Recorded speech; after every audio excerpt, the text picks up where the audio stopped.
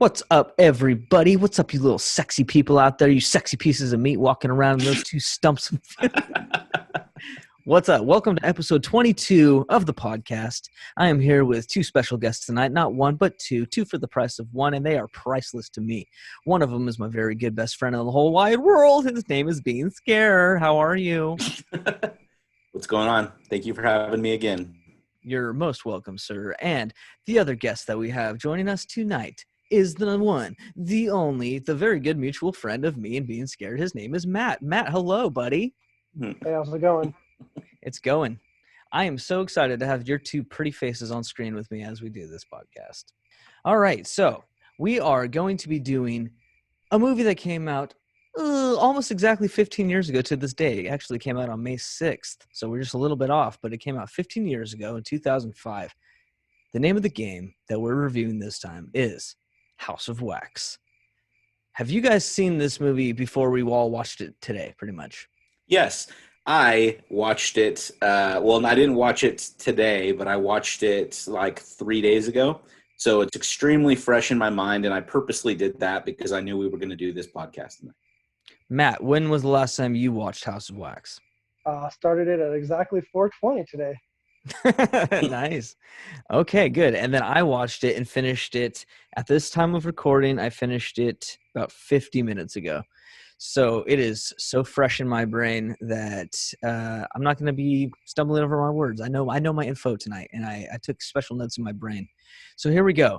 This movie on Rotten Tomatoes had a score of, wait for it, 26%. Criminally low. Two thumbs down. All right. And then IMDb gave this a 5.3 out of 10, which, to be honest, is not as bad as I expected it to be on IMDb. Once seeing it on Rotten Tomatoes at that low of a score, I'm actually surprised IMDb is 5.3 because that actually is like on par with some of the other movies that I've been reviewing recently. So I guess the people on IMDb liked it more than the critics over there on Rotten Tomatoes. What do you guys think of those ratings on Rotten Tomatoes? 26%. Matt, what do you think of that? You think that's a pretty good score? A little high, a little low? For Rotten Tomatoes, I'm not surprised. But in your own personal rating, which we're not getting into yet, but does that compare with your rating? Do you feel like, yeah, that's accurate? Or do you feel like for this movie, it's too high or too low?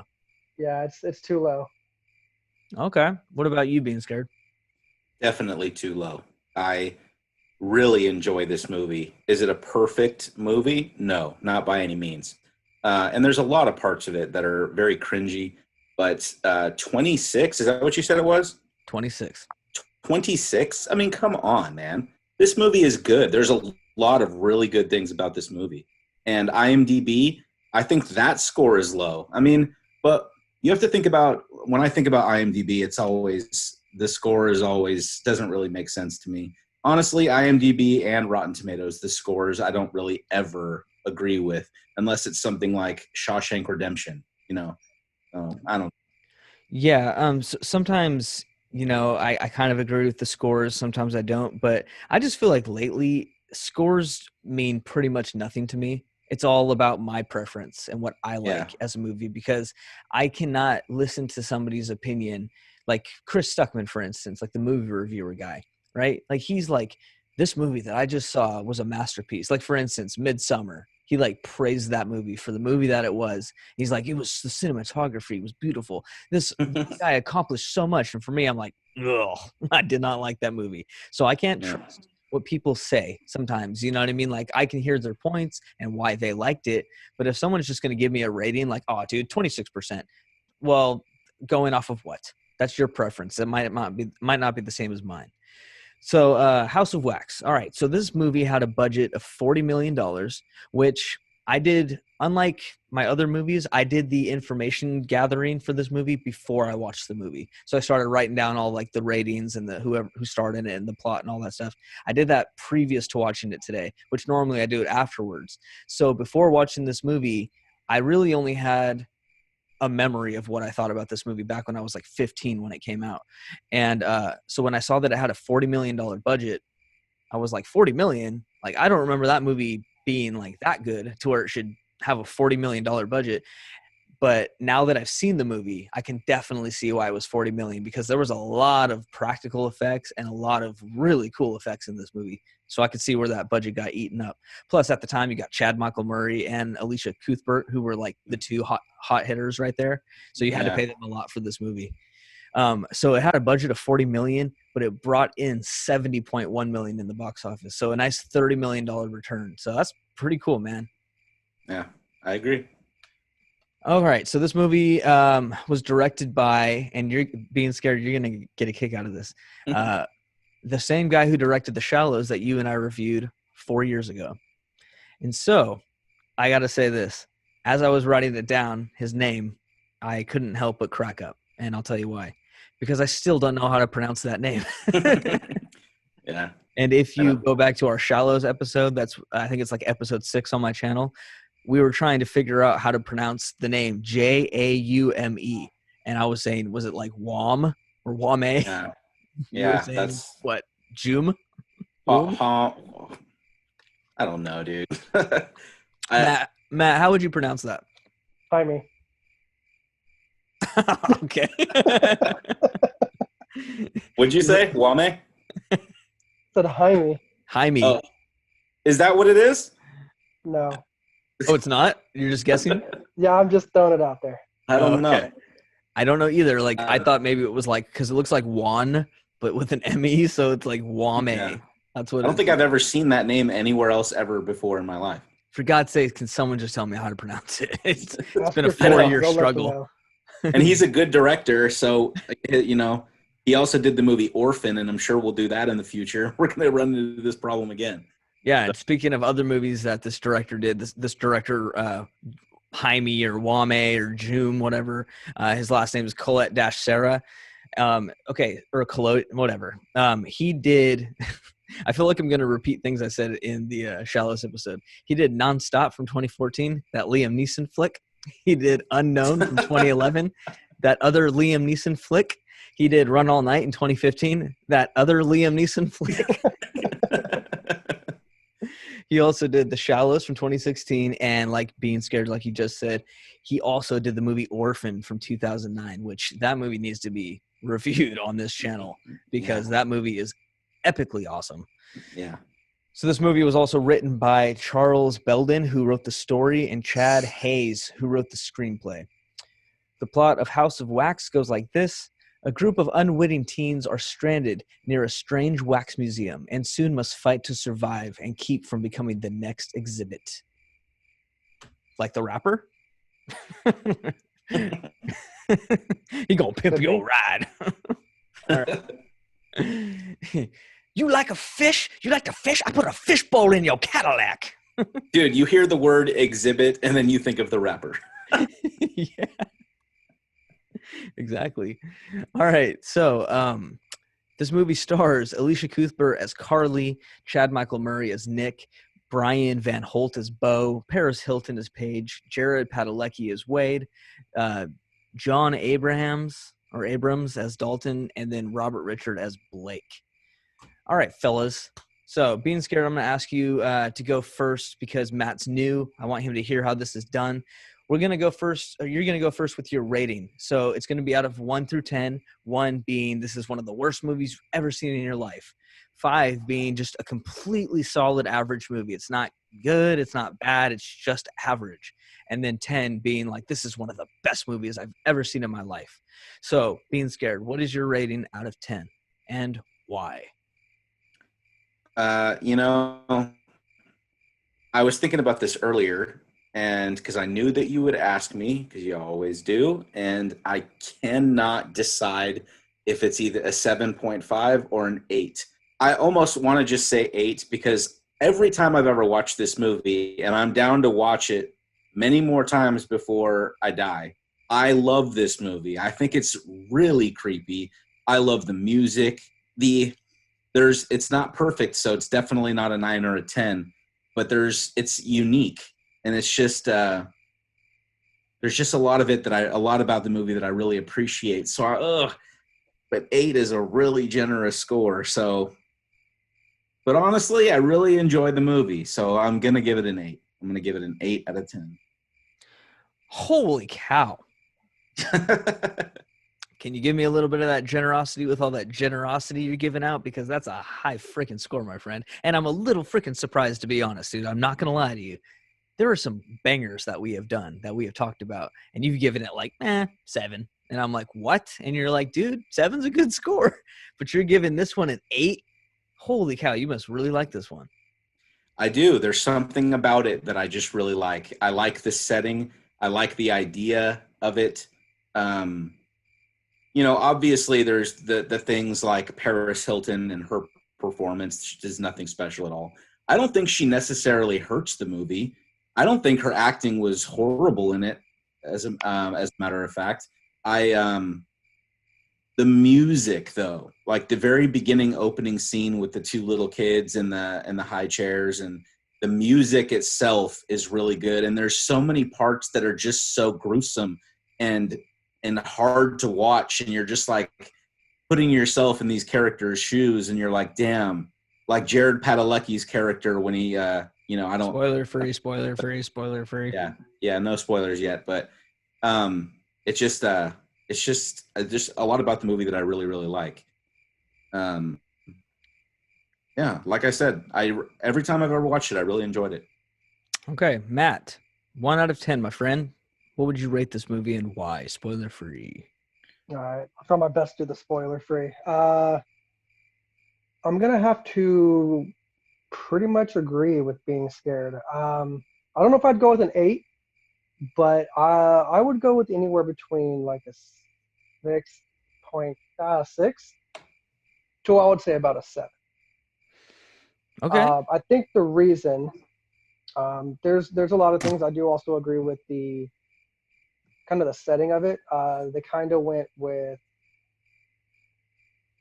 almost like a Hills Have Eyes type of vibe, kind of out in the backwoods type thing. But I think one of the reasons why is because after this movie, I don't remember seeing a lot of these actors. A lot of them kind of disappeared. I think the only one who's still around really in TV is Jared Padalecki in Supernatural. But other than him, I don't remember seeing anyone else. I feel like at the time they tried to get a lot of big name actors, and then they were hoping that would draw in, especially Paris Hilton, especially after the time and what else happened around that time for her. One Night in Paris. Of a sudden, yeah. They I feel like they tried to capitalize on that too in that film. And then honestly, after that, it's just I think that's the reason why I think they tried too hard in that aspect. However, I do like the concept. I like the setting. It takes place in multiple parts, multiple places, I mean.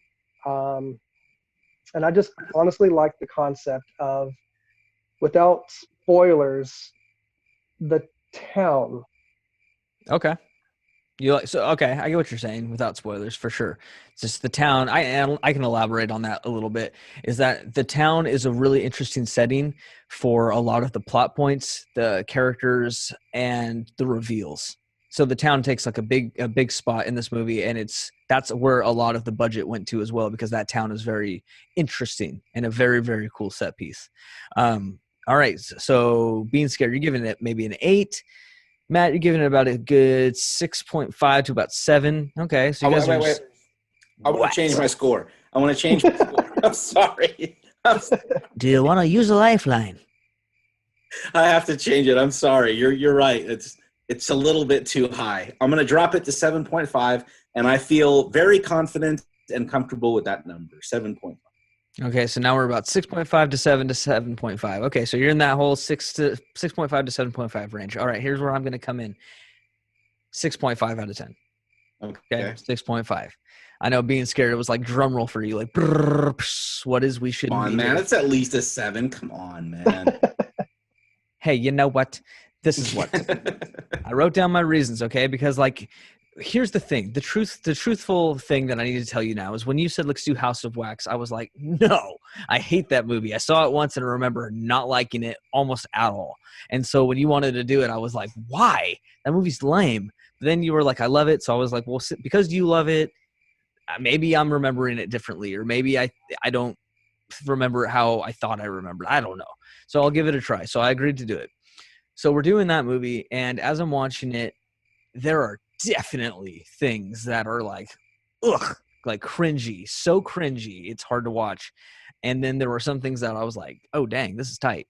So there was a lot of cool stuff to this movie. So I wrote down a few key points of why I would give it a 6.5 out of 10. Horrible acting,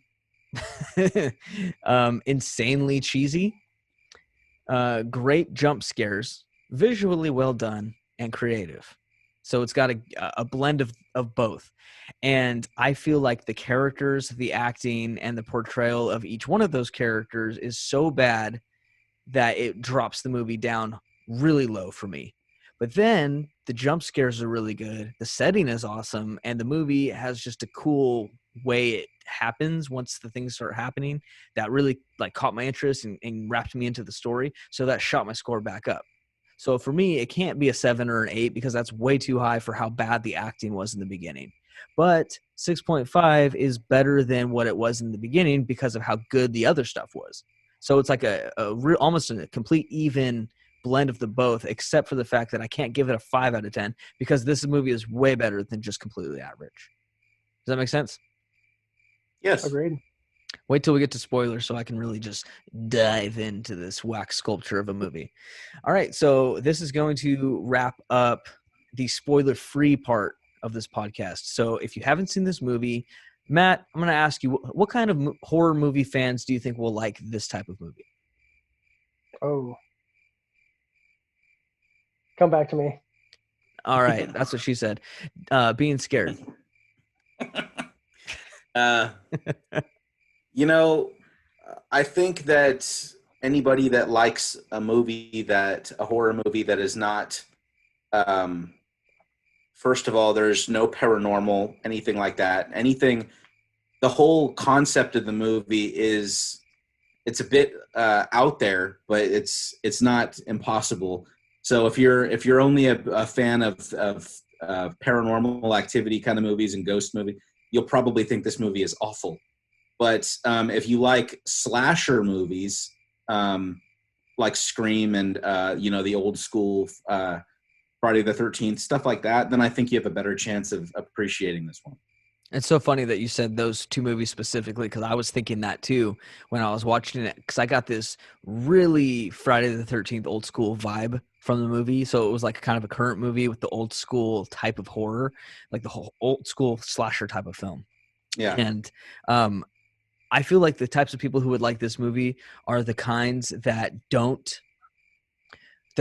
pretty much aren't movie reviewers. Like pretty much people that like just watch a fun, scary movie for the laughs, the jump scare, and the pretty people. Because this movie was just full of gorgeous people. It's not as realistic as a movie that was filled with, let's say like Elizabeth Moss, who kind of looks like a foot, but she's a really good actor, Yeah. And so I feel like if you like Friday the 13th, where it's just like all your what is it, like all the people who work at Camp Crystal Lake who all get slaughtered, like it's that type of movie. Yeah. And I think you'll like that, and I think you'll like the slasher aspect and the jump scare aspect. That's the type of person I think would like this movie. What about you, Matt? You ready? I would have to agree with being scared about the type of movies. I think another movie that it really reminds me of is, I want to say it's Cabin Fever. I thought you were going to say Brokeback Mountain.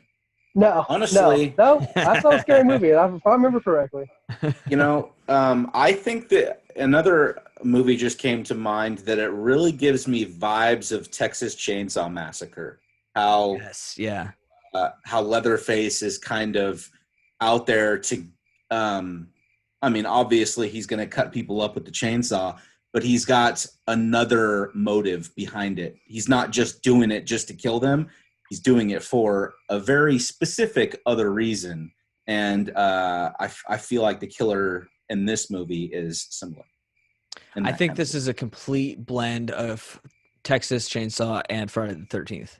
Jason Voorhees and Leatherface mixed together. Totally. That's the kind of killer that this person is. So if you like those types of movies, those two movies, this movie is the movie for you.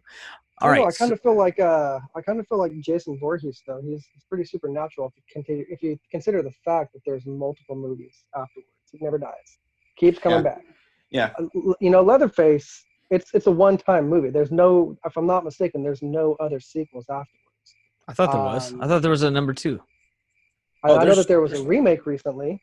Not even recently, but there's multiple. Yeah, there's Texas Chainsaw Massacre 2 and 3 and old ones before the remake. I stand corrected. But Texas Chainsaw Massacre 3 actually stars Matthew McConaughey, which is pretty interesting. Wow. Yeah, way back in the day before he made it really big. But they're all really bad. Don't even bother. They're Considering really the bad. fact that I never heard of him. Right. So Matthew McConaughey's in there and he's talking to Leatherface and he's like, "You got any extra chainsaws?" And he's like, "No." He goes, "Be a lot cooler if you did." All right. Is this pre or after Dazed and Confused? Oh, I don't know. I didn't even know there was a third. I'd say this was probably right around that time. I really don't know. I don't want to give you wrong information.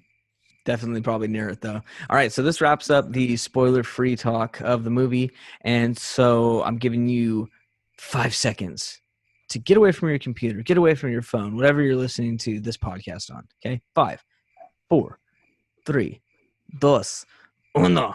Okay, so 5, 4, 3, 2, 1, boom, spoiler talk. All right, so Matt, you are going to answer these next questions for me. 1, who was your favorite character of the movie, and who was your least favorite character of the movie?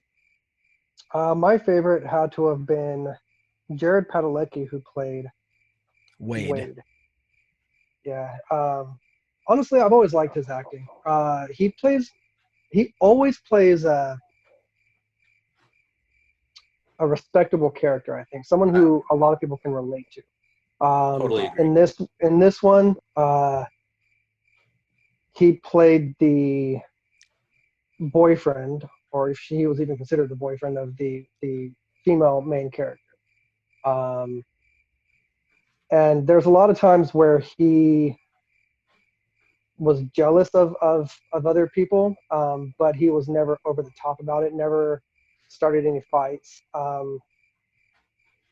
really liked him. The one that I least liked was honestly Dalton. I did not like Dalton. He tried too hard. He tried too hard to be hard. He tried to be the badass sidekick. And that always annoys me in movies. It annoys me in real life, and it makes it even worse in movies. Yeah, and he was the killer in Scary Movie. I mean, so dude, the first time I saw him, I was like, "Is that?" Yep. Oh my God, we're in for a ride. All right, being scared. Who was your favorite and your least favorite, and why?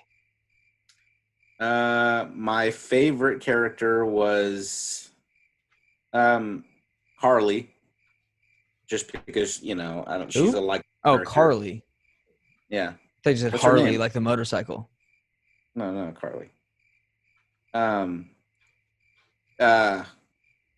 Yeah, Carly. She's my favorite, and I think for obvious reasons. I think she played. Her acting wasn't like fantastic. I honestly think the only person that acted really well was Jared Padalecki. I think everybody else was just kind of, But her acting wasn't that good, but she was a likable character, and I felt for her character. My least favorite is a tie between Dalton, which I completely agree with Matt. I honestly thought that his character was just pathetic and annoying and just kind of unrealistic how lame he was, and a tie with Paris Hilton's character. And the reason why is not letting my opinion of her as a person or anything she's done in her real life affect what I'm talking about. There's one part of the movie that first of all, her acting is not that good.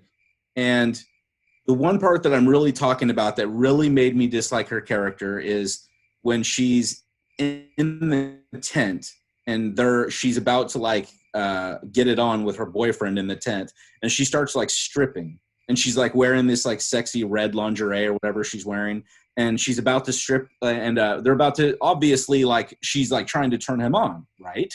And then right after that, she's like, no, I want to have a serious talk with you, and she's like, that mood is gone. Like, what happened there? Like, you're gonna get him all like with like this like striptease, and then wait, now you want to have like a super serious talk and tell him that you're pregnant? Like, what? Like that was just Possibly. a big mistake, opinion. Really big mistake. And if you don't remember that part, if you weren't really paying attention as closely as I was 3 days ago, watch that part again. It makes no sense. She strips, turns him on, lays down, and then it's like, no, I want to talk about this. Like, what the hell? That doesn't make any sense at all. And I just thought that was like, her character is stupid after that. Just made me dislike her character a lot, you know? Well, so that's my answer. Dude, like in that same scene, after she turns him on and she like lays down, it's like the boombox stops playing music, and then Blake is all like, what happened to the music? Yeah. And then she's like, I need to talk to you about something serious. And he's like, all right, what? And she's like, I think I might be. He's like, I'm sorry, I gotta go turn on that music. And be like, that's like the second time he did that, because she was trying to talk to him when he was in his Escalade too earlier in the movie. Yeah. And he was all like, hold on, I'm checking the navigation. That's exactly what I'm talking about. And then he exits the tent, and then she like turns all the lights off and everything, and like lays down like she's gonna go to sleep. Like, not dressed. Almost like she's like upset with him. So let me get this right. So you were just listening to this music, lights on, stripping, wearing this sexy stuff for him, obviously trying to like turn him on, right? And you know, do stuff. I don't know. And then right after that, the music gets turned off, and you're pissed off that he doesn't want to have a serious talk, and he's concerned why his radio just randomly shut off outside the tent. Like, her character is just stupid. And you know, I can't even completely blame it on the character itself. I think the writing was not good there. It just doesn't make sense to me. That's just, if that happened in real life, your girl strips for you in a tent and you guys are alone, and then she's like, I want to have a serious talk. You'd be like, wait, what? Like, weren't we just about to have sex? Like, it doesn't make any sense, you know? So. And going off of that stuff, I gotta get into my favorite and least favorite, because I've been dying to tell you. So my favorite character is actually Matt. I agree with you. It's Wade, John Padalecki, or Jared Padalecki. Yeah. Okay. So being scared, you told me earlier. No. Somebody, I think Matt, you told me earlier when we were talking that Jared Padalecki was in it, and I didn't know who you were talking about. I was like, oh, okay.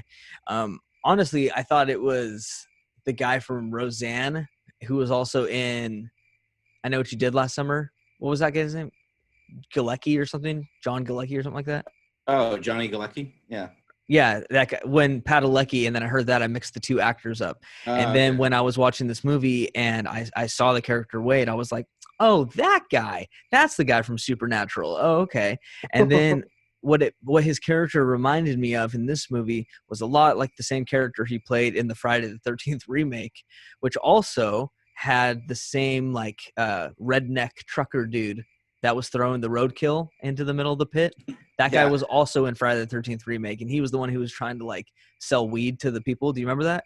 He's like, you guys want to buy some weed? And then he's like licking a Playboy and stuff, and he's like, yeah. And then Jason comes and like kills him. You remember that character in that movie? Yeah. Yeah. Well, they were both in that same movie together. I thought that was interesting. But no, Wade for sure. Yeah, Wade was for sure like my favorite though, because his acting was the best, hands down, and his character demeanor was like calm and lighthearted and fun. And I thought that out of all the guys in this movie, they were all douchebags. And I thought he was like the only guy who wasn't a douchebag in this movie. I thought he was the only one who was like grounded and seemed like he could be a potentially really good boyfriend if he didn't get killed later on in the movie. Yeah. Also, huh? I was just gonna comment on how he gets killed, but I guess we can get into that. Oh, we'll definitely get into that. I want to talk about kind of all of their deaths. My least favorite character, actually, and you guys might disagree, is actually Chad Michael Murray's character, Nick. I No, I agree. disliked him. Yeah, I disliked him from the effing second I saw him, because Um, what? well, I don't disagree with you. I definitely know.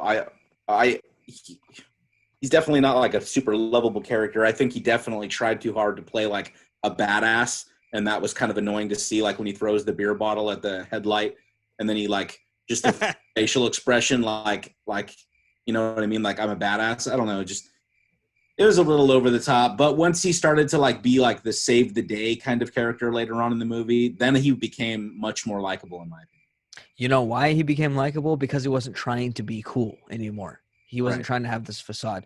And I actually, that was the biggest reason why I hated him. And I wanted to kind of branch out a little bit on that thought, is that the first time you meet him is when Jared Padalecki's character is talking with Carly, and he's like, "Why did your brother have to come?" And she's like, "I don't know. Like, I didn't invite him. Blake invited him because Nick is such like a rebel, pretty much that Blake feels cool when he's around him. So he's the one who invited him. So don't get mad at me."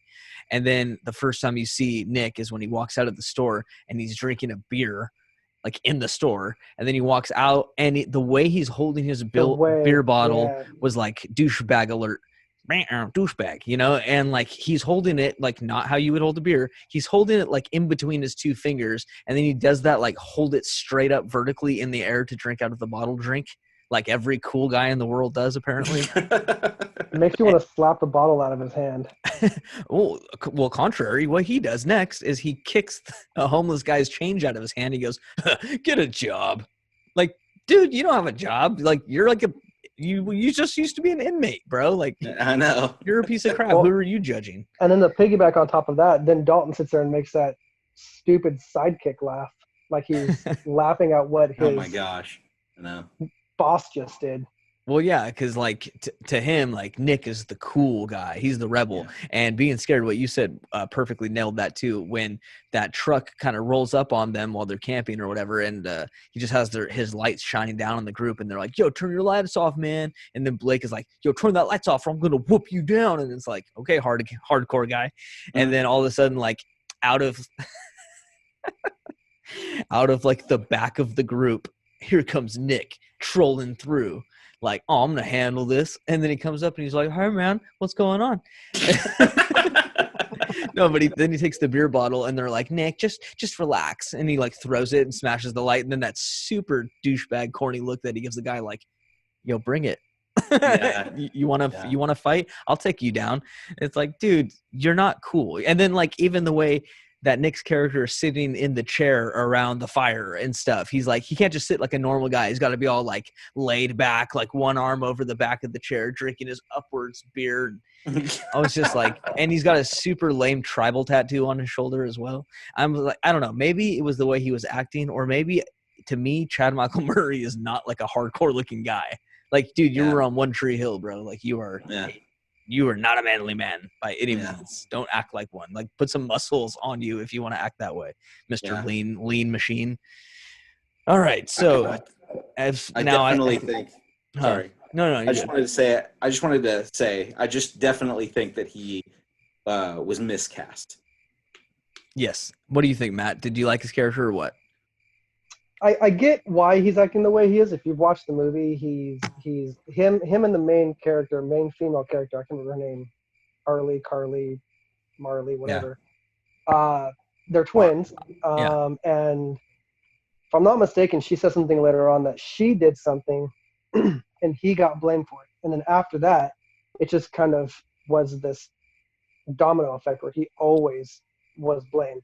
So I think he tries to, his character has to act hard, or tries to act hard, and then as you were saying, he's not one who actually plays those characters in real life as an actor.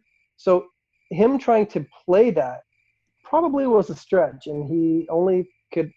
I have a feeling he tried to watch a lot of Clint Eastwood movies to get that squint down that he does a few times.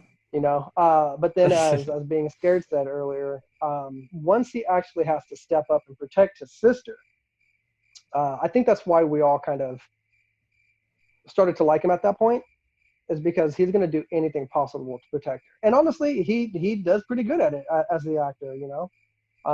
There's a lot Yeah, of times I probably would have hit my head on some of those props or some of those things in those shots, but yeah, he pulled it off. So I think yeah. And he did good. to go right off of that real quick, right at the scene where Carly's trapped in the down below, and you're feeling for her character, especially because she just got the tip of her finger cut off, and you're just like, and you want at that point you've set aside all your feelings, like this guy's a douchebag, and now you're like, I want this guy to like save her, and he does. He like punches the guy in the face a few times, and then the coolest part, is when the guy starts lifting up the garage door and he like jumps and his foot He catches jumps on it. like fall and it closes. That he pulled that off, and I exactly what you just said was right on, dude. Even Chad Michael Murray was able to pull that off, in my opinion. A lot of his bad boy type of behavior in the movie I thought was just ridiculous and not believable. But once he started to protect his sister, it became believable, I feel. Except, and I'll shut up in just a second, one scene I don't understand why they did put this in the movie. When she's like you need to be careful, and he's like, I am being careful. It's like, what the hell? Like, was that supposed to be like a badass line or something? Like, okay, all right, but Well, I feel like the moment that I started kind of coming around to that character was once he was away from the group of people and it was just him and his buddy Dalton, and they were like in the car together and they were driving, and they said something about Wade or whatever, and he goes, nah, I kind of like Wade, or he's fine, or something like that. And then Dalton was like, yeah, I kind of like Wade too, and they like, yeah, it's like and you could tell like at that moment, like they could be genuine with each other because they're like best friends, and they didn't have to like be like, I don't care. Like, I don't care about him, like he could be genuine. And I think from that point is when he stopped being so like hardcore.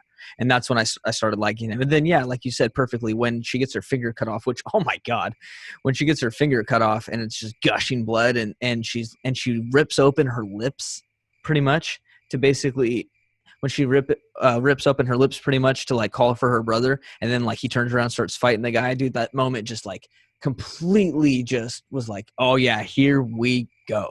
So I just really liked that because I just was like, okay, now you're not hardcore guy anymore. Now we get to see the reason why you were written to be such like a hardcore type of character. These are the reasons why you were written that way. So now you can like be a good fighter, and you can be like fast and manipulative and like quick, And so like you started to see that. And I think that's when we started liking it. Cause like you said, you put personality aside and you just want to see that hero become the hero of the movie. And here's one thing though I really had a problem with when it came to this. And I even for sure paused it to check. It took about 50 minutes for anything scary to happen in this movie. 50 Mm-hmm. minutes out of an hour and 30 minutes movie, I think this was. Or an hour and 50 minutes. An hour and 50 minutes. It took almost an entire hour for really anything to happen. There was one little jump scare, which actually was pretty good. It's when Chad Michael Murray and his sister Carly are in like the gas station or the actual wax museum or whatever, and then she sees in the reflection somebody looking at her, and then he like dips away, and it's a jump scare moment. That was the yeah. Oh, first jump scare of the moment. Well, that was Wade. It was Wade and her. I'm sorry, you're Um, right. It was Wade. I think you're forgetting about one part though. Remember when when it first shows them camping after they're done drinking and shit, after the truck leaves, they all go to sleep. And remember, like somebody gets a hold of her camera, remember, and starts like filming her through the tent window, and she wakes up and to go kind of investigate, remember, and then Wade's like, "What are you doing?" And he like brings her back to the tent. Yeah, I That guess, was that yeah, you're was right. that was a scary moment, It was an attempt. It wasn't really scary. They were trying to Yeah, build suspense too, with like all of a sudden the wind coming out of the trees and they smell the smell of decay. They yeah. did a lot of suspense building, and then when they finally got to the town is when all of that jump scares and the music and yeah.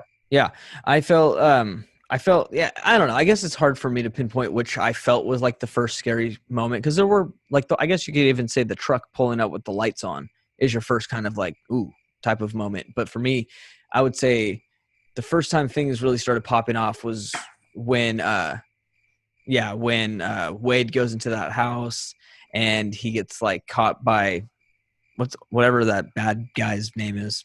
Vincent. That was Yeah, Vincent. Vincent. I didn't write that down for some reason. Yeah, but I guess that's where it really started popping off, and the movie started getting a lot more tense and cool. But I want to talk about performances.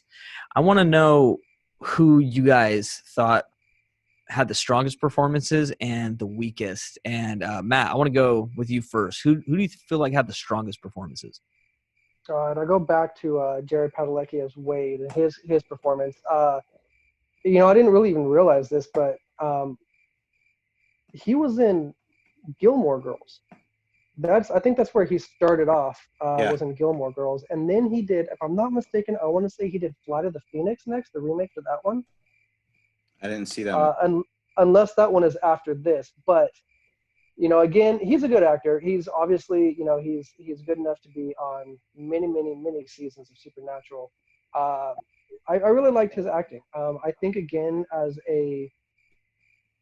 he is, I guess, what society would say is the ideal kind of country boyfriend. He's protective, he's jealous, but to the perfect degree of protective and jealousness. Um, he could have fired off on Nick many times, or even Dalton. His buddy was Blake. There's a lot of times where he just is a standout character in the film, and I really liked his acting. Well, yeah, I guess that's But what I I'm would asking is what do you think about his acting? his acting. Well, I like him. I like his acting. I always have, and I think I always will, just because he does really well at it. I would say he is typecast though, because he always plays the same character, except in Flight of the Phoenix, where he's a complete moron. So So where Matt, we left off, yeah, Who do you think had like the worst performance? I'm talking like acting. acting was Blake, played by who? Robert Richard. Robert Richard. His character, his acting, I don't feel like he really knew what the writing, the acting didn't feel right to me. Paris Hilton, again, as I mentioned earlier, the reason why she's in there is because of her last video, and they needed to have someone who was, I guess, who they thought was hot at the time. The acting of both of those characters were just terrible to me. You Yeah. actually, I have to comment on that. You actually thought that Paris Hilton did a better job acting than the other actor that you mentioned?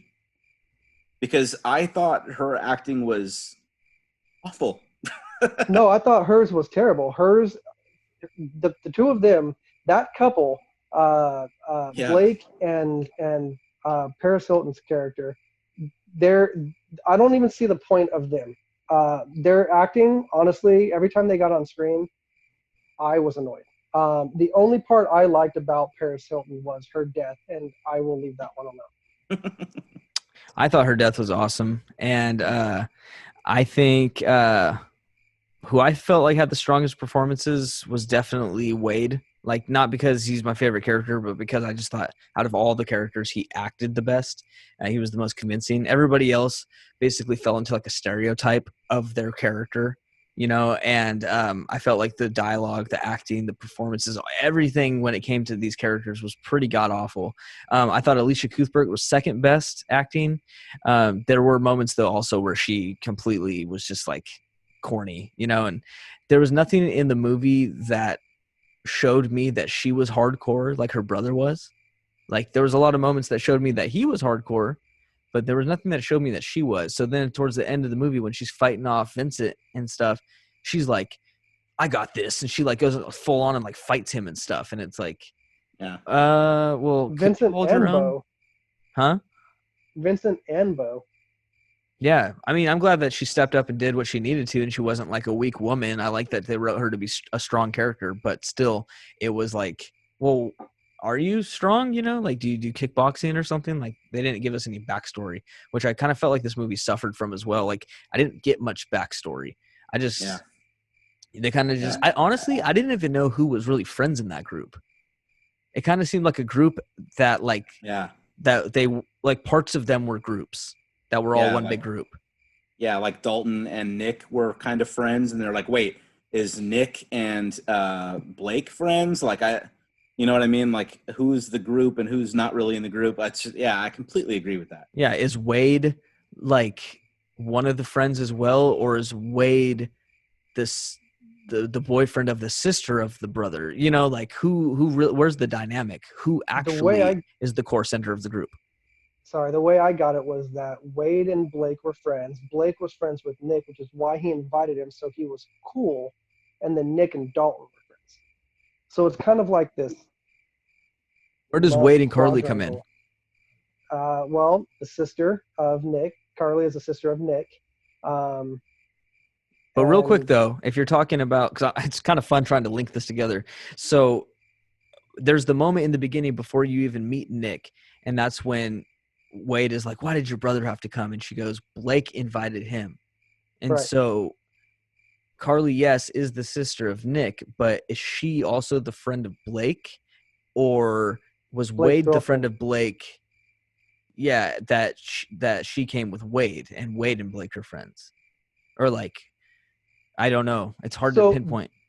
they were supposed to be going to a college football game. Wade and Blake were going to a college football game. That's why they got stuck in the traffic. Nick, Dalton. What is Paris Hilton's character's name? I can't even remember. Red underwear. Red Oh, I underwear. mean Okay, Paige. so lingerie, Dalton, Nick, and Blake were all going to a college football game later Yeah. on in the movie. But originally, Blake and Wade were going. Uh, Wade was taking his girlfriend, which was Carly. Blake was taking his girlfriend, which was lingerie, and then Nick and Dalton were just tagging along. You know, you nailed it. Right. You did Yeah. because Alicia Cuthbert and Paris Hilton were friends in the movie. Right. Like, Yeah. and they made several comments when Paris Hilton and Alicia Cuthbert are just walking through the woods after she's peeing, right before she falls into that pit of dead animals or whatever. And one of them is like, "I want to show you something," or something, and or let's go find that dead smell. And Paris Hilton is like, "You would be the one to do this. You always have been," or something like that. So you can tell that they have a history of being friends. And I guess Yeah. in Yeah. a way, Carly's character is the adventurous friend, which would kind of make sense of why she handled her business towards the end of the movie, I guess. If you if you really start talking about it, it kind of makes a little bit more sense. Yeah. But right off the bat, it was a little confusing. I wish they would have solved that dynamic a little bit easier. What about you, being scared? Who do you think had like the strongest and weakest performances? Well, I'll definitely go with weakest first. The weakest performance I thought was definitely Paris Hilton, because I just don't think that she'll ever be a good actress, and I don't think she was meant to be an actress. And I think that she only landed the role because of her, how famous she was. That has nothing to her fame that has nothing to do with acting. Um, and it shows in the movie. She's just not a good actress. Was she completely horrible? No, but she was not as good as the rest of the people in the movie. um, and interestingly, I thought that she was the worst. I thought her boyfriend in the movie was right above her. And I thought, even though I said Carly was my favorite character in the movie, I think that she wasn't very good in this movie. There was some parts of her acting where I was like, ugh, I can kind of see it there, that you're just not, it's just, I'm not buying it, I think, yeah. And to be perfectly honest, I want to agree with you guys and say Jared Padalecki, but I don't think he was the best. I honestly think that the best was the actor that played both Vincent and the other creeper brother, because they're twins in the movie, and it was one actor that played both of them. And I thought he did a really good job. And that guy's name is like Bo something. Well, Bo was his character. His name was Brian Van Holt. Right, Brian Van Holt. He's not famous. I mean, have you ever heard his name before? And I thought he played those two characters who are completely different from each other really well. I think that even though Vincent was wearing that weird wax mask like part of the movie, or most of the movie, it does show his face at the end, and it shows, and it's just the way it was that actor playing Vincent, but also playing that like douchebag, gas station owner. Just he played both roles really well. I thought. I thought his acting was good. There was not a single part of his performance where I was like, this guy's awful. He was fun to watch in both of those parts. And to be perfectly honest, going back to what Matt said earlier, I completely agree. I think Jared Padalecki is honestly typecast, probably, because everything I've ever seen him in, he plays the same guy. Even in like Gilmore Girls, which I've never really seen that show, but my wife and my stepdaughter watch it. And he plays the same guy. It's like, can you picture him doing something like Joaquin Phoenix did in Joker? Like, he just doesn't have that ability, you know? So I'm not going to give him credit and say that he was the best part of this movie. I don't think he was. I think he played the role that he plays always good, as like he always does. But I thought this other nobody that nobody knows that played the killers in this movie did a really great job. I do think, though, that when the reveal of the creepy, like, deformed face that Bo or Vincent has at the end of the movie, I did think it was really bad looking because it was CGI'd. I wish they Oh, would have was it? gone. Yeah, it was. You could. Oh, totally. I could totally tell. Okay. Like the stuff over his face because it's like indented in and stuff. And so, like, instead of doing some sort of practical look with it, they did CGI. Yeah. And Well, I bet that has nothing to do with that guy's performance. That has everything to do with the CGI guy of the movie or the makeup artist or whatever. oh, that's what I was referring to. I think he was a good actor. Yeah, no, he Let's was. talk about I that a was just little bit talking about later. the face, huh? I have something I want to bring up later about that face the deformation that you were just talking about that I didn't catch until literally the very end. But I want to talk about that a little bit later. Okay.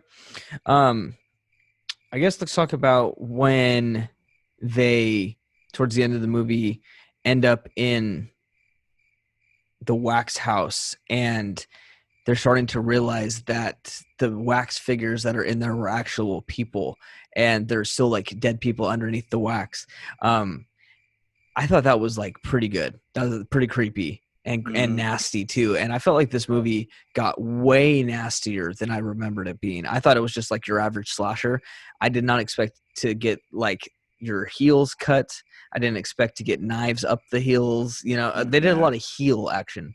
Yeah. And I didn't expect that moment when Dalton sees the wax figure of Wade and he's like, Wade, and he pushes Yeah. at his face and he starts to like peel at his skin and he starts to peel his skin off and you see the teeth and the stuff under the veins underneath the skin, which at that point I was like, how stupid are you, Dalton? To like, stop. You kept going. Yeah, stop it. Like, obviously it's something weird. Something I just need to add on to that, like in that same moment, you can see tears coming out of Wade's eyes. Oh. And it's like, imagine what he's alive feeling that. Somebody just peeling away his cheek. You know what I mean? Like, yeah. Dude, how much did you feel for that guy in this movie? Like, my gosh, the poor guy, I do have a question, though, something that doesn't make sense to me, and hopefully one of you guys can help me with this.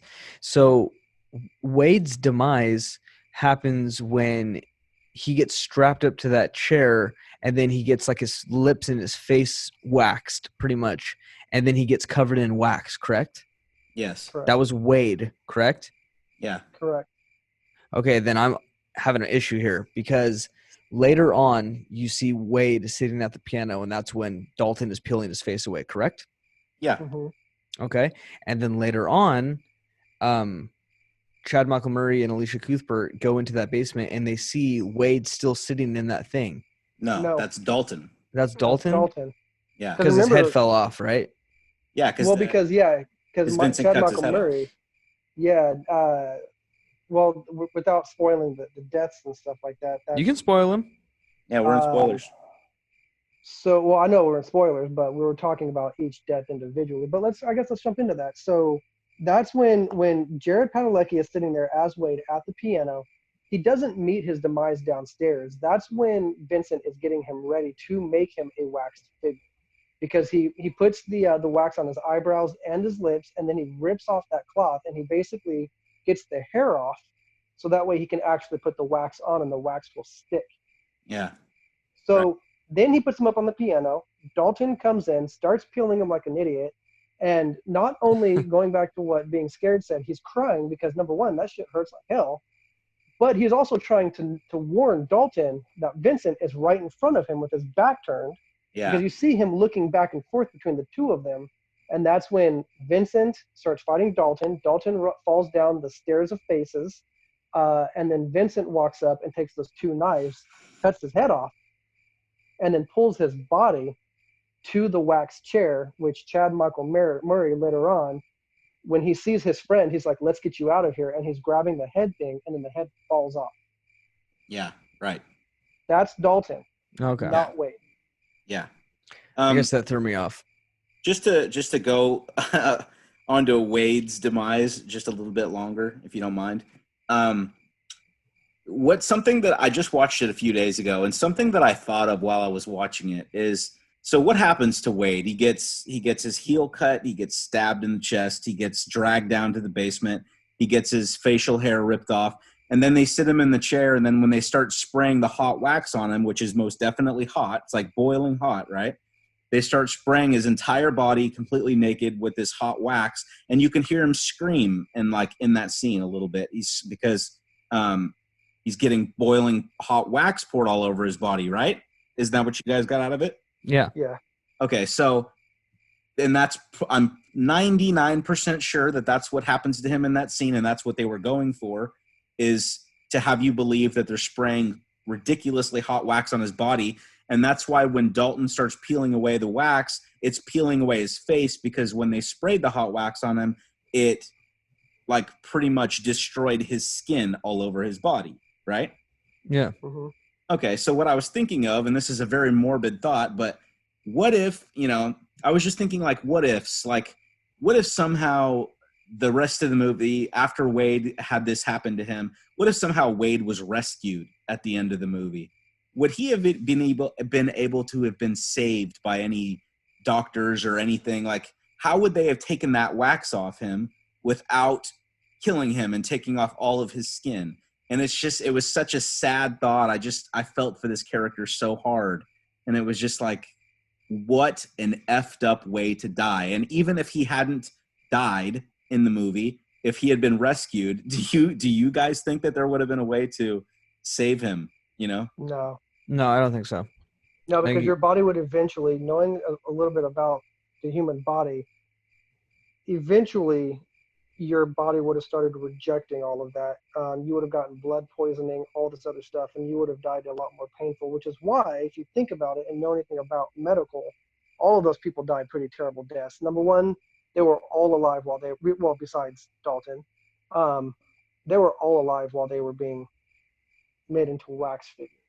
Yeah. I don't think that Wade actually died until later on in the film, because when Vincent is going after Dalton, Vincent slices part of Wade's face off. And that's when you can see his teeth and everything. So it was like a clean cut. He's still alive at that point, so he can hear everything that's happening. However, at the end, when the house is melting, and they show a couple times him and his figure from the back, you can see him sitting at the piano, and he's slowly sinking into the wax. Yeah. He's dead at that point, I'm pretty sure, because before that, you actually see him sitting there, and even his eyes are glazed over. So somewhere in between, he actually heard Dalton being killed, and Nick and Carly fighting Bo and Vincent. Somewhere between there, he actually ended up dying. You think so? Because Yeah. I thought that he actually probably didn't die until the very end when he fell into the fire, and that's why they still, I don't know. That's what I got out of the movie, is yeah, me too. that he fell into the fire, and then he just died with everybody at the very end of the movie, which even makes his death even more effed up. It's like, not only did he get covered in wax and turned Burned twice. figure, but then burned to death at the very end. It's like, god damn, man. But That sucks. Yeah. So I guess let's see. Is there any other specific deaths you want to talk about? Like, what was your guys' favorite death? Matt. Dalton was my favorite.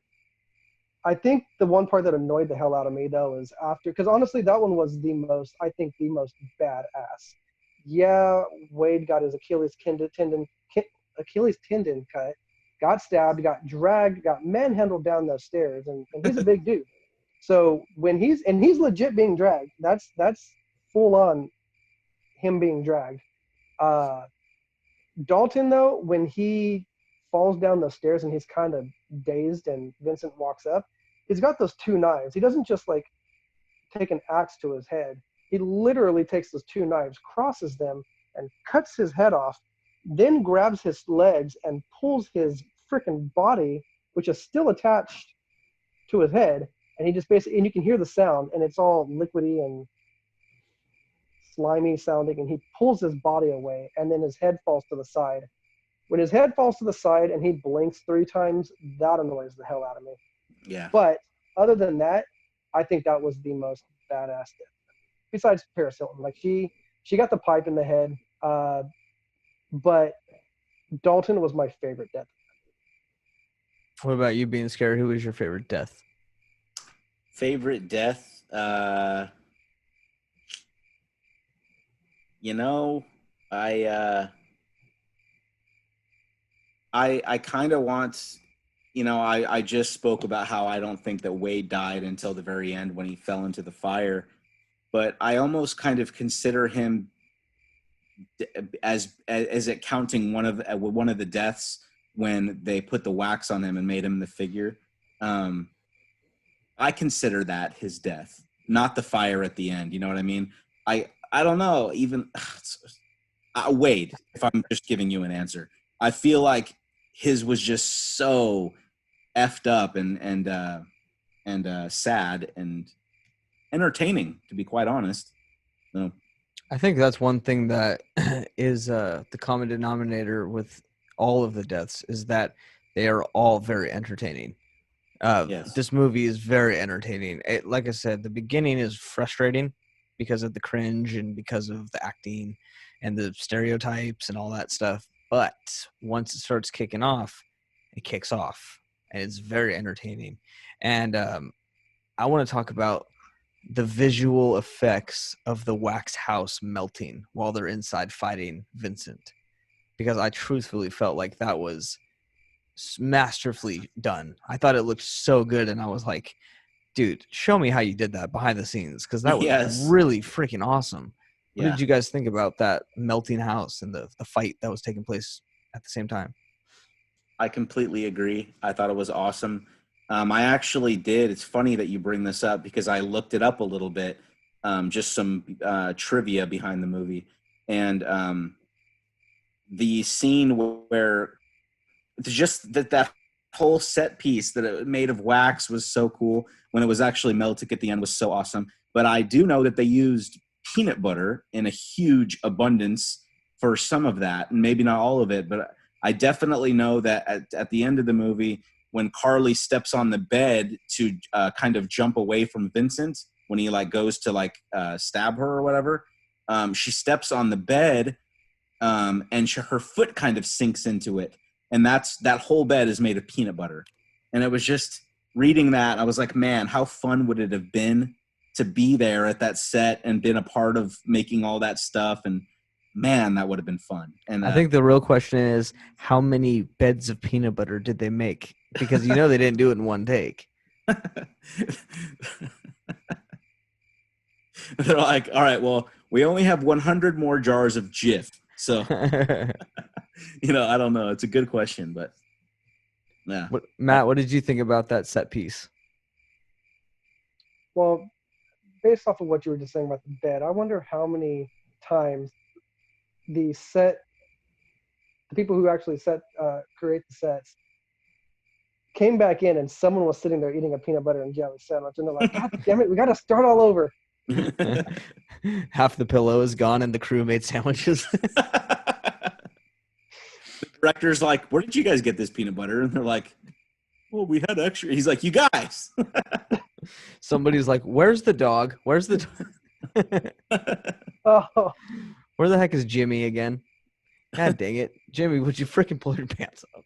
Oh, but I really want to comment on my, I think probably my favorite scene of the entire movie is when the very end, when the house starts to melt and they're like, hey, dig through the walls. And they start digging through the walls, which was incredibly satisfying to just watch them dig their hands through the wax and make a hole through that.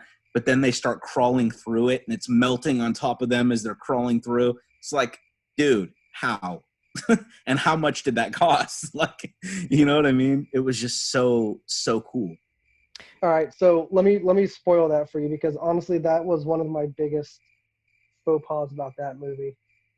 Football. Here's why: they walk into the house on the bottom floor through the front door. They turn to the left in that movie, and they're downstairs where they're fighting. Then they go upstairs where they're fighting Vincent and Bo. They fall through because the floor melts, and they're back on the basement on the first floor. But when they're clawing through, all of a sudden they're coming out of the wall from the House of Wax, which is on the second floor. No, they didn't. What Spoiler? happened there in that is when they're fighting Bo and they like fall through the floor, like you were saying. Mhm. They fall. Okay, so there's like a centerpiece that leads to the bottom, and then there's like a second floor with a hole in the middle, and that so Bo falls through the middle, and they fall into like the second floor. They don't fall into the bottom where Bo does. That's why they're on the second floor when they escape out of the building. But I thought they were into the second floor to fight with Vincent because Bo was already dead on the floor. They're fighting Vincent upstairs, and then they fall through the floor. He falls all the way through to the basement where Bo already is, and then they fall because they're standing next to the bottom of the stairs. Oh wait, so let's say there's two stories, one, Two two, stories. and then basement. So you're right because Bo does fall to the basement. Bo falls. Bo Bo is the one that does not have the deformed face. Vincent's the jacked up one. Bo was already killed because Elisha Cuthbert beats the crap out of him with that bat, Oh, and so he's dead nice. on the floor. Then they go upstairs to fight Vincent, and then they fall through the floor when it melts, which is another thing. Everything is melting as bad as it is, but then when they fall down to the first floor and they're clawing their way out, that wall has not melted as much as the rest of the house. So that is my biggest gripe about the entire movie is that when it comes to the House of Wax, there's a lot of inconsistencies for myself. So your biggest problem with the movie is my favorite part of the entire. Yes, yes, and that's the difference with critics. Well, I mean, I totally understand because remember, I gave this one a 6.5 out of 10. And if you ever listen to my podcast, you know that if I like something, I really like it, and I usually give it like a good score. But this one only got like slightly better than average. It's not great, and that's part of the reason why is because of certain stuff like that. And I mean, I even noticed it from the very beginning scene of the entire movie when they show from like 1949 or something, and they show like Bo and Vincent and their parents and stuff, and that's when you're having like that really disturbing opening scene of the dad trying to like calm Bo down and tie him up and everything, or Vincent, I'm sorry, tie Vincent down and everything. And there's also like an inconsistency with the mom because she keeps her mouth shut, but yet she has words come out because obviously that was from like a different scene, or she did some after vocals or something like that, some ADR, where basically like she says like "eat your food, honey" or something like that, but her mouth doesn't move. And I caught that, and I was like, "That's the first shot of the movie, and you guys already like were inconsistent. Like that's Mm. not a good thing. You You know, shouldn't." Yeah. I'm sorry, I just have to bring this up, but I think you misunderstood one part of the movie. I think the kid at the beginning, the one that's like acting like a psycho and a monster, that's Bo. That's not That's Vincent. Bo. Oh, is Yep. it? Vincent is the one that's sitting and eating. Yep. I'm glad you caught that. I sure didn't. Yeah. Well, here's why. Because remember when he's sitting there thrashing and kicking, and there's all that blood coming out, and you see the scars on his wrist. Yeah. Later on, when Bo is fighting Carly down in that basement of the car garage, and he's tying her up, his sleeves come up, and you see the scars on his wrists. Oh, I mean, I'm getting it mixed up because my mind wants to think that the deformed one is like the crazy out of Exactly. control one. Except, Uh-huh. yeah. So that sucks for me. Also, another thing that frustrated me was earlier on in the movie, they're in the Escalade, everybody, like all the friends, and they're in the Escalade and they're driving to the game or something and they're caught in traffic.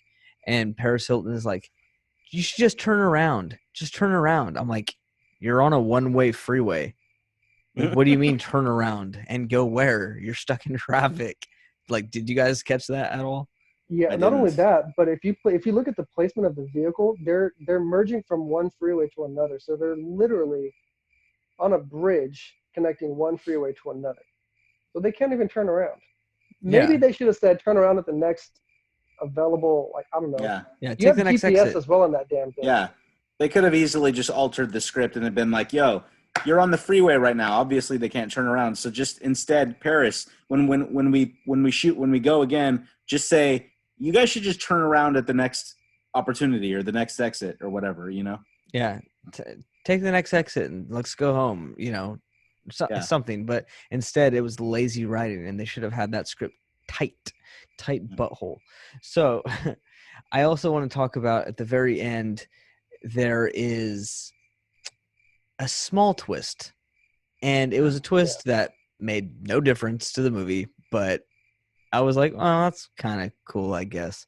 And the twist is that one of the people on the radio was like radioing to the cops or something, and they're like, oh, that guy didn't have two kids. He had three kids. And so it makes you think, uh-oh, who's the third kid? And then as they're driving away in the ambulance, you see that old hillbilly guy, or not old, but the hillbilly guy who was dropping off the roadkill, and he's like, see ya, Yeah. and you're like, oh my What was the God, dog eating? probably a human. I don't know. Some peanut butter. But it was just like, okay, cool. So you threw in a little twist, like that didn't do anything for the movie. Yeah. And there was no sequel, so it was just like, okay, Yeah, it was just like, come on now. What would the title of the sequel be? House of Miracle Whip. The tangy zip of Miracle Whip. House of Bowie knives. House of Glass. House of Pizza. All right. So is there anything between the two of you, anything we didn't talk about that you wanted to definitely bring up before we wrap this up? I have a few things. No. All right. What's up, Matt? I don't think it's going to be quick though. Doesn't have First to one be. is there's two other movie reference in this movie. Did you guys catch those? I don't know. Say it, and I'll tell you if I saw it. When they first get into the town, when Wade and Carly first get into the town, and Carly's talking to Lingerie, Paris Hilton's character says, "We're gonna head back to the pet cemetery." What? Oh yeah, I caught that.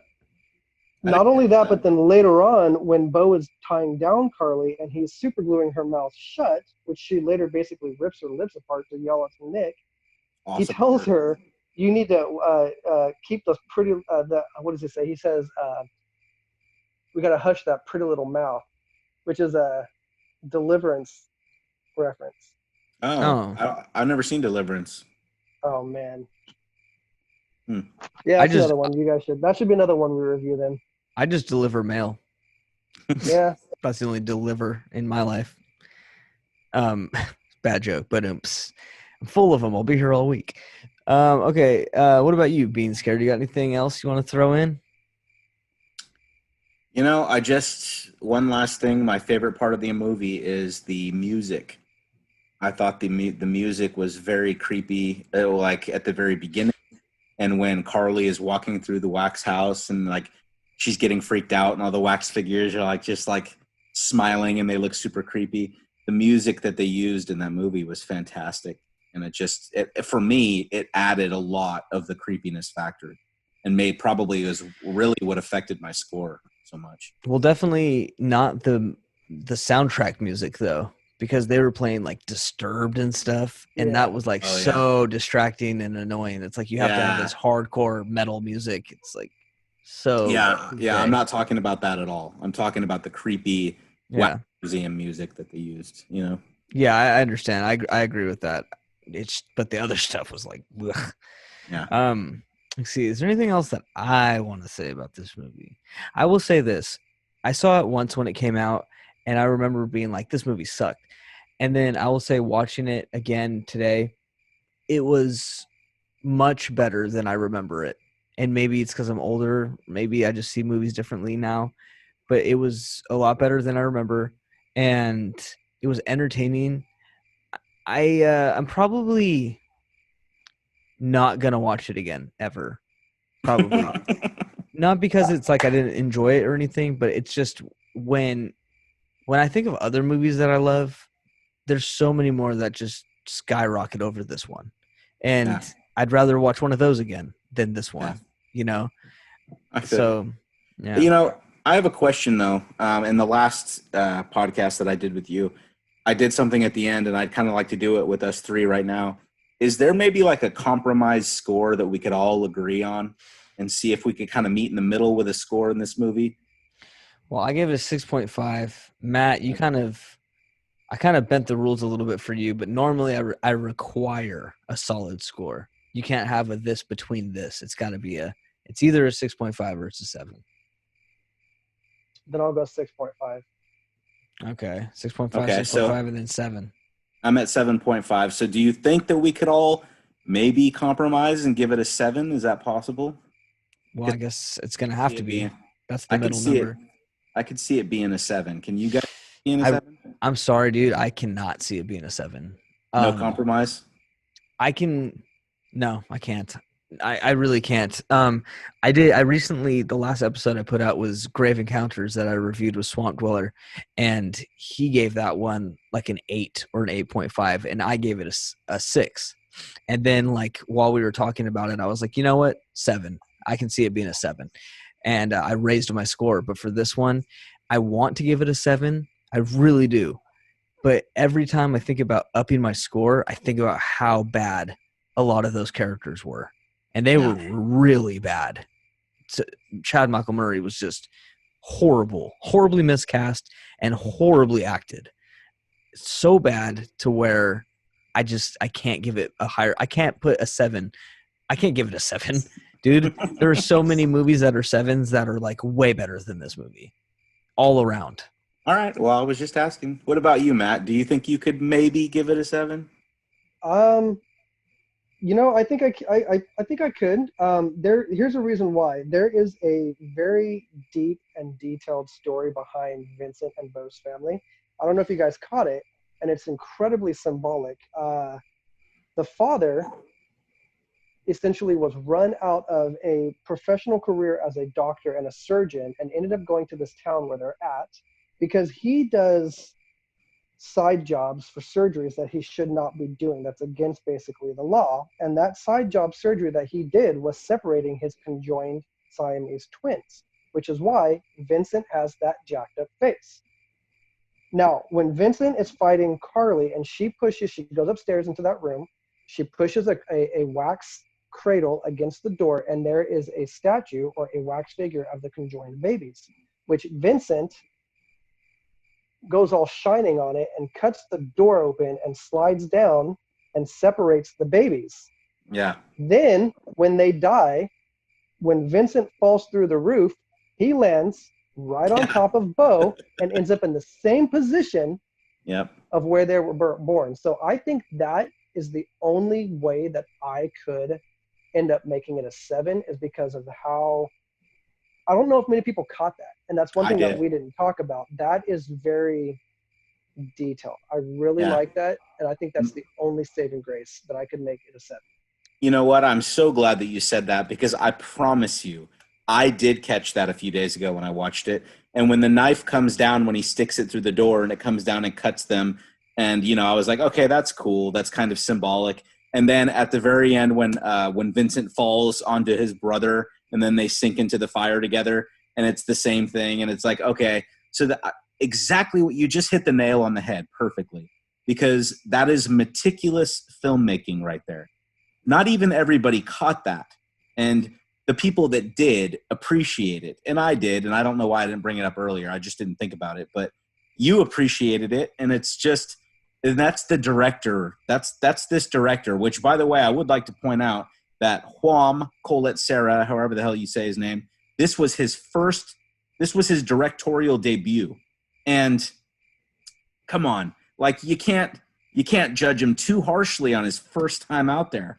You know what I mean? Like if you watch the movie Orphan, holy crap, that movie is amazing. The Shallows, fantastic movie. And this was his first one, and he still did a damn good job compared to a lot of others that have been doing it for decades. You know, and I just got to throw that out. I think he did a damn good job for his first movie. I'd agree. Also, there is actually one way that I would up my score. And not only would I up it to a 7, I would up it to like a 9.5 if they just did one thing. Alicia Cuthbert topless. Mike No. Everybody watching it, even the females watching it, were like, "Can we just see her boobs, please?" Dude, I'm not gonna lie. When I was watching this, I was so distracted on how freaking hot she is, dude. I was just like, Jesus, yes, like you are fine, dude. Yeah. And I forgot how hot she was as an actress, dude. Like, I'm not really like, I would say like my preference in attractiveness towards girls, women is not the white skin. I guess you could say I'm not into white girls. I'm just not. I'm like, my wife's Mexican. I'm into like tan colored skin. That's just what I find attractive. And so I'm not into white girls. And when I was watching Alicia Cuthbert, though, I was like, you've made my list. You know, you have made my list of like hot white chicks. That movie, The Girl Next Door. Oh, geez. Oh, that's another discussion for another time. But yeah. I know. So fine, dude. And you're right, Matt. Earlier you said after this movie, I don't remember seeing like any of these actors except for the one Supernatural guy. And that got me thinking too, like, you know, I haven't seen Alicia Cuthbert in anything either. And she was like, I think there was like a good few years where she was kind of hot stuff. You know, she's been consistently in things for a long time since that movie came out like 15 years ago. She's been consistently working. She's just been doing stuff that's not very popular. But she did do something that I watched recently, that show on Netflix called The Ranch with Ashton Kutcher. Dude, yes, totally. And she's in that. She's one of the main characters. And yeah, people grow up. That's for sure, because she's not nearly as hot in that show as she was when she was, you know, in her early 20s. But yeah. Yeah, she's still smoking, but she's just not as smoking. Yeah. But that we're just being dumb guys, being all judgy and guy like. All right, man, I think it's gonna wrap this one up, y'all. And I had a pretty fun time with you guys doing this. Matt, thanks for popping on to this one. I know we've been the talks of you being on one of these for a while, so I'm glad you finally were able to be on one. Being scared, always a pleasure, man, having you. And everybody else, subscribe, as always. Go down in the comments. Tell me what you thought about this movie, good or bad. And I think it's going to wrap it up. And I will see you guys on another podcast sometime. So, see ya.